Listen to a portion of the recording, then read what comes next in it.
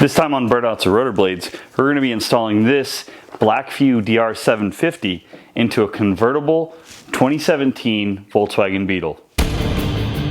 Welcome to the Burnouts and Rotor Blades YouTube channel. Let's go do something awesome. So there's some unique challenges when trying to install a dash cam into a convertible, and we're going to tackle some of those. But first, I want to answer a question that I've had for a while, and that is, can you open a convertible top inside the garage? It was a lot easier than I thought.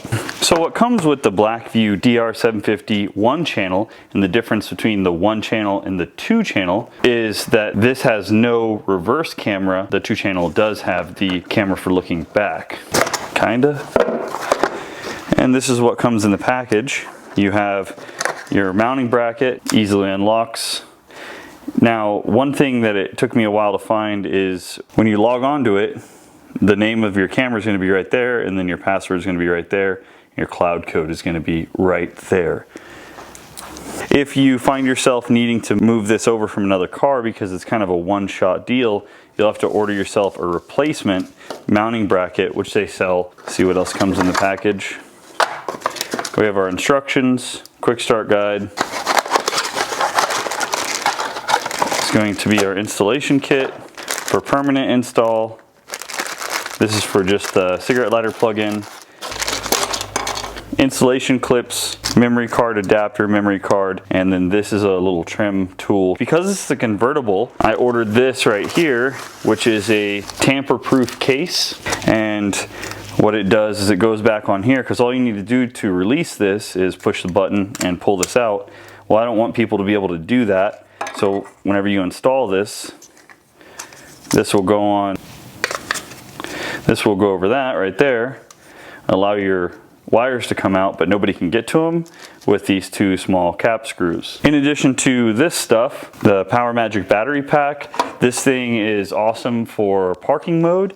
An impact was detected during parking mode. It allows you to keep the camera running and recording even whenever you've been parked. It typically will run all night long, which in case you're parked somewhere overnight, if you have an apartment complex or something like that, this could potentially help you pick up a hit and run situation going into the store or something like that. One other option you have for powering your Blackvue camera after the car is off is called this Power Magic Pro, and depending on how you set up these switches here, you can decide at what interval you turn off the power to the camera. It is a pretty neat little piece of kit, but in this particular application, I would prefer to use this guy right here. The simple thing about this is you can plug it into your cigarette lighter, you plug the camera's cigarette lighter adapter into this, and then this goes up to the camera. So if you want the battery backup, don't have the wiring skills, you can easily install this. I'm going to install it underneath the console so that it's nice and hidden. It does have USB, so usually I'll take a USB cord, plug it into here, and then route it out so that the wife can still use her cigarette lighter as a USB charger. This particular application, the Volkswagen, whenever you turn the ignition off, it stops charging from the cigarette lighter. The cool thing about this is if you use the USB charger for your phone, it will continue charging even if the car's ignition is off. These things tend to shut down whenever they get too hot. So whenever we get it stuck to the windshield and then we orient it to where we want it, we're gonna put some kind of a shade over the top of that camera to where it doesn't block the view from the lens, but so that it shades direct sunlight off of this black case. Now really we're going to want to start running the wires for the car based on where we're going to put the main components. Now the main components are going to be the camera right here, right below the rearview mirror. So we need to run the wires up through this little tube right here into this main unit right here. Then we're going to go across, down this A-pillar. We're going to go across, underneath, and then into the center console, because the battery is going to go up underneath here. We're going to have the power cord go into this, and so we're just going to pop this cover right here off. It's going to allow us to get back to the rest of this to gain access back behind this guy here. We're just going to want to rip him off.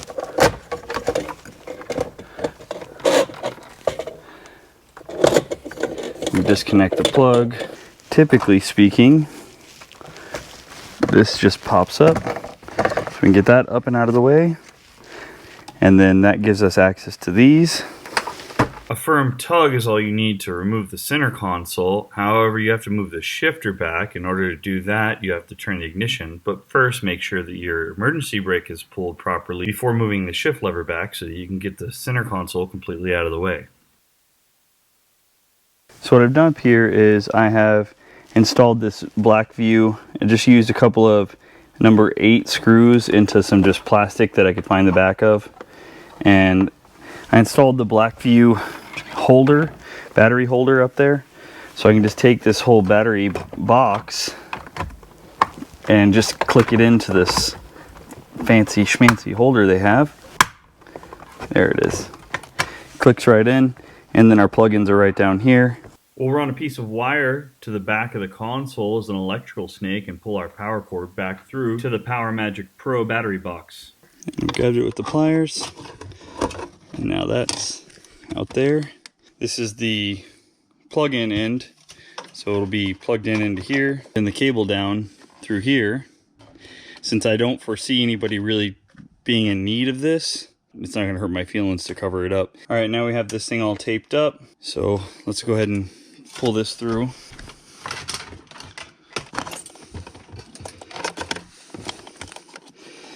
All right, there's that. All right, let's see if we can just get away with just putting this cover back on. Heck, that might have worked. If we don't like it long term, we can always come back and electrically tie it in underneath this. So pull this whole thing right here out and then just run the electrical power straight off of this and it'll be fused for us already. But that's a fairly tidy install right there. So we'll move forward to this other mess. Now we can unwrap our wire that we just pulled through, click that one up. We'll wrap up the excess and zip tie it off to the side. So you can kind of just with your fingernail see that this whole thing right here moves. So we're gonna get our tool that Blackvue supplied. Just pop this guy down.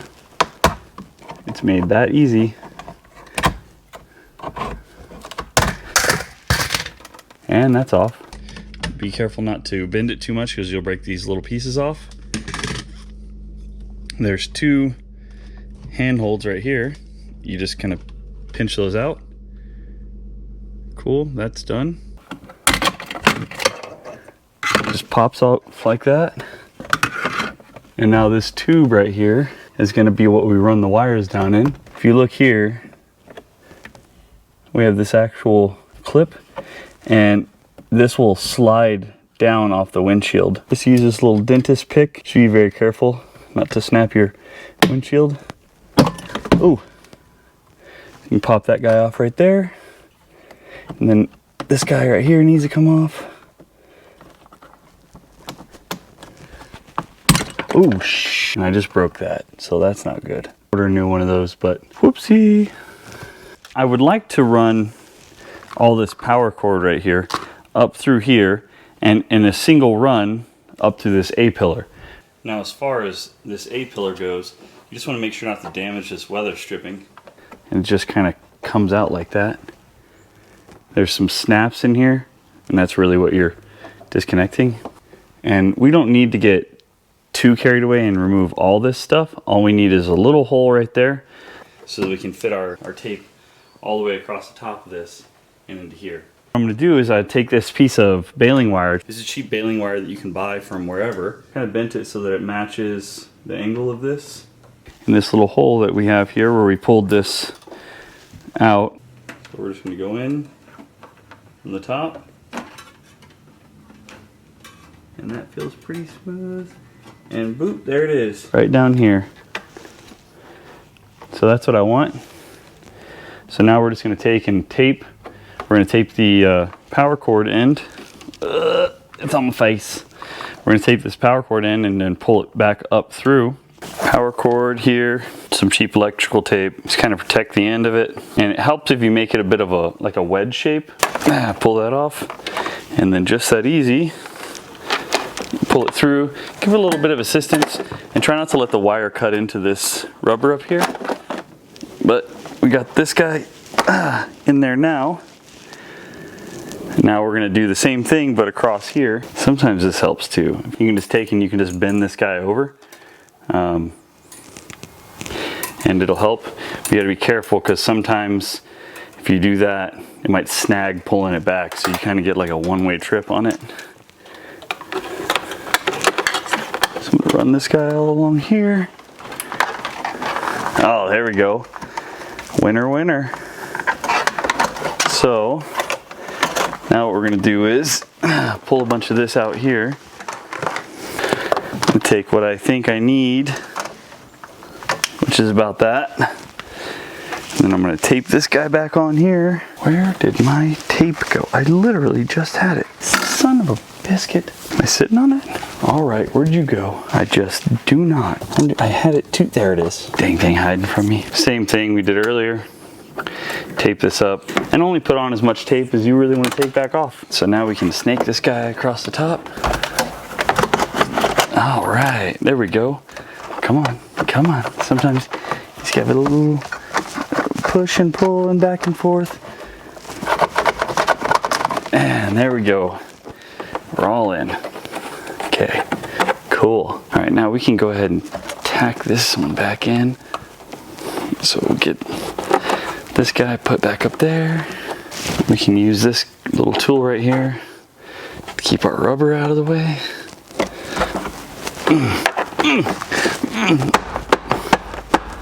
The last step in routing the wire up top is to run it through the hole for the wire loom. Measure it out so that we make sure that we have enough to go into the back of the camera. We can reinstall the plastic wire loom guide and the associated connections before we put the rearview mirror back on. We want to make sure that the wires aren't getting pinched underneath the track of the rearview mirror before we slide it back on. Make sure that the wires are free and not pinched. And the last step is to drill a hole in this trim piece so that the wire can come out smoothly and cleanly and connect to our camera. I did that by holding the two pieces together and drilling a hole. I just drilled a hole that was slightly larger than the actual cord size and then connected the two trim pieces together back around the rearview mirror mounting base. So this one goes very simply. There's two clips. Put the clips up there. This guy snaps right in like that. When you take your little cover piece, it also has a couple of clips. Just make sure they slide into their appropriate holes. And clip, clip, clip, clip, clip, snap, bang, boom. And it all works now, hopefully. Except for it's not working. Let's check with the key. And that is done. We have all this wire ran down from the A-pillar. We're going to need to run it across behind the dash and get it into the center console. Take your watch off because you'll ruin it. Now we get to do that thing that every mechanic loves and lay down underneath.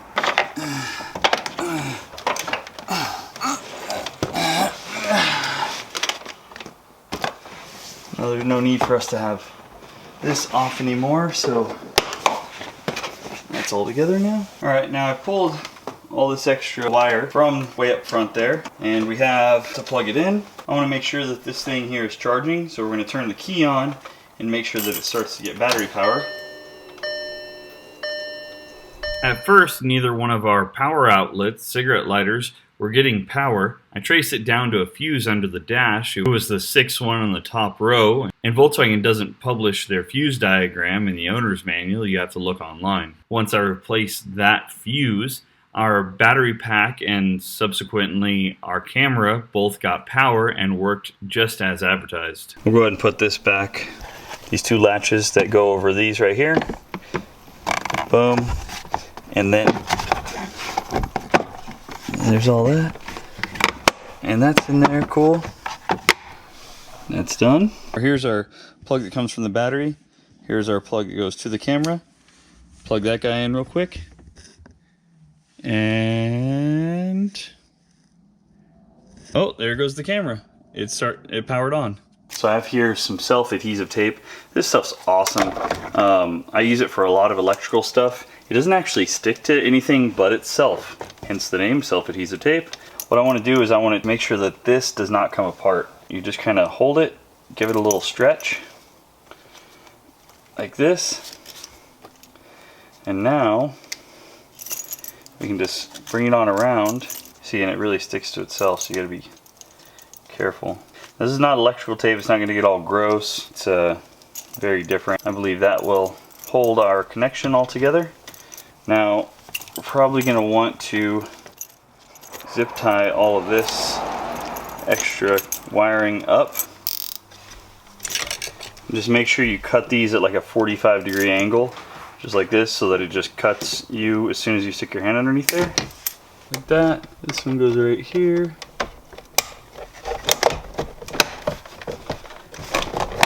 So these are Torx T20s. One Ooga Dooga. Not even an Ooga Dooga, just a Ooga. Light the underside of this.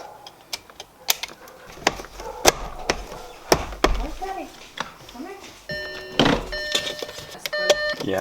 It's on life support apparently. What? It's crashing. It's crashing. Alright, so now this area is back together. That works. Let's make sure everything works before we get too far in. Okay, that works. Heated seat. Okay, that works. I want to make sure that all that works. And it does. We want to put the camera right here, so we're just going to hit it with some my favorite cleaner, Invisible Glass. Clean this guy up. This is going to go right about here. We're going to peel this off. See if I can do this with one hand. You only really get like the one shot. I'm going to do it with this installed.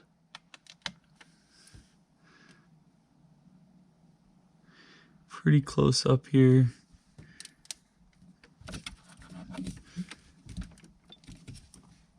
All right. So we can see that it's actually working. The lights are all coming on with it connected. So I'm going to disconnect it. Cool. We're going to hit the release over here and pull it out. And you got to put the SIM card in there. You do that by removing this cover. Come back over here to the SIM card box. Got the actual Blackvue SIM card. Take that over to the car. That seems correct. There's the tamper-proof case. It is on there tight. I slid this anti-theft device back on, and now this one goes on here. The last little piece is to screw together this anti-theft thing, which, I mean, realistically is just going to stop somebody who is just walking by and decides they want it. We're going to connect to it, and then I'm going to show you some of the cooler features that this guy has. Some of the ways that you can connect to it with your phone and then view it in real time. So we got to go to Wi-Fi settings. We're going to go to Wi-Fi, and we're going to connect on to Wi-Fi on this. Then the password is going to be on your actual. Now it's showing that I have connected via Wi-Fi to the Blackvue camera. Alright, the Blackvue app is up. We're going to go to Wi-Fi and connect to the actual camera. We can click this, and then we can see what the camera is seeing, even if the thing is in front of it. So we can see that we have a little bit of dash there, and we have good view on both sides of all the moving boxes that are in front of the house or in front of the car. I'm going to call that a win. I don't think we really need to go down. Yep. That's pretty cool. You can actually see the phone in real time in front of the camera. And then right here where it's recording, it breaks it down into 1-minute chunks, and it lets you know if there was an event. So you can go back and play the original file, or you can do a quick play file.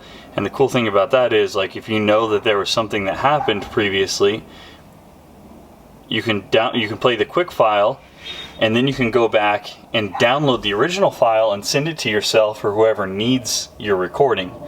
Once the file is downloaded onto the phone, you can access it on the phone's internal memory and review it or share it with another interested party. Another benefit of the Blackvue app itself is that once connected back to the regular internet, you can then view your dash cam footage with an overlay of the actual moving map showing where you were whenever the event happened. I really believe in these dash cams and that they're the present. I mean, you really should get one to protect yourself. Without a dash cam, any accident is a he said, she said situation. Then it's up to the insurance to work it out. You have a dash cam, you can be assured that what actually happened is not going to be in question.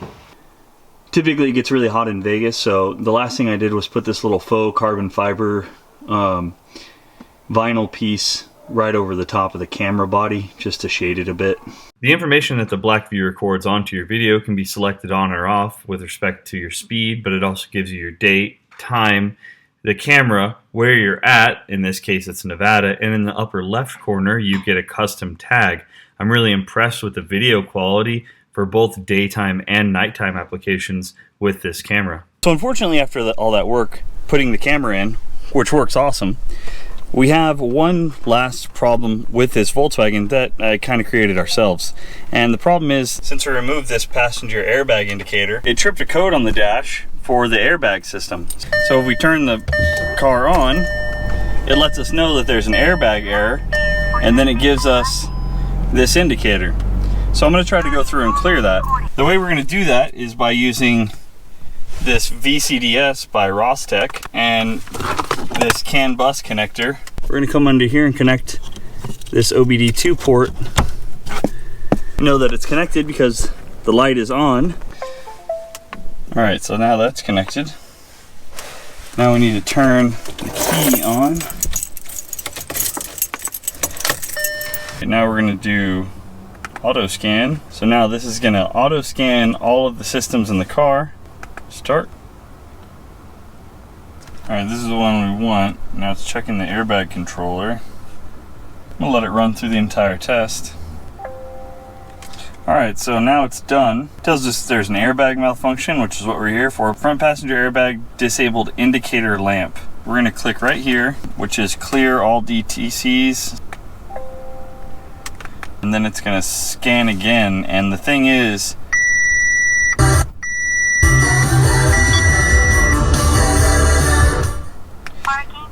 if it clears them and they come back immediately, there's actually a sensor failure. But it says that now our airbag status is okay. Now we can turn it off and turn the key back on. Start the car. And our trouble code is cleared. So if you do something like this where you remove that, you might have to go to the dealership and have them clear the code. Sometimes the codes can be cleared by going to a parts store and having them clear the codes for you. If not, there's usually a Volkswagen specific shop that can plug into it with a CAN bus connector, and they can take care of that for you.